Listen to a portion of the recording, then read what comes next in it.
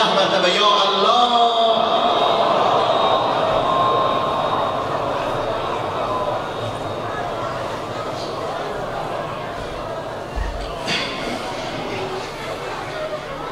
پروردگار اسلام و مسلمین نصرت عطا بفرما، اله العالمین عاقبت بخیرمون بفرما، آمال و نیامرزی از این دنیا مبر، خطاکاریم و گنهکاریم اگر اله العالمین توفیق توبه قبل از مرگ برای ما عنایت بفرما.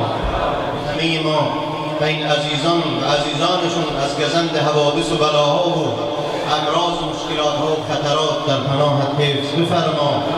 خیر و برکت و رحمتت توأم با سلامتی و موفقیت و عزت برای جمع حاضر عنایت بفرما. نفاق و دویت و بدبختی را از بین همه کشورها مثلا کشورهای اسلامی برطرف بفرما. کشور ما هم سر و سامان عنایت بفرما. ریشه تروریست ها، داعشی ها، القاعده، جنایتکاران از سوریه و عراق و لبنان و افغانستان ریشه‌کن بفرما و همچنین از یمن و از بحرین و از سایر جاها اله العالمین شرشون رو و خودشون و نیز شر حامیانشون رو خودشون برگردان.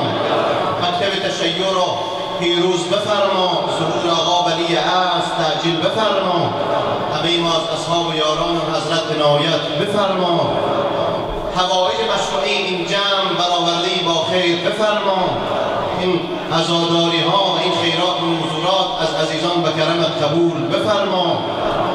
اله العالمین و به عزت و جلالت از این محرم تا سال آینده محرم این جمع عزیزان این جمع به مرگ و موت و مصیبت متفرق مگردان.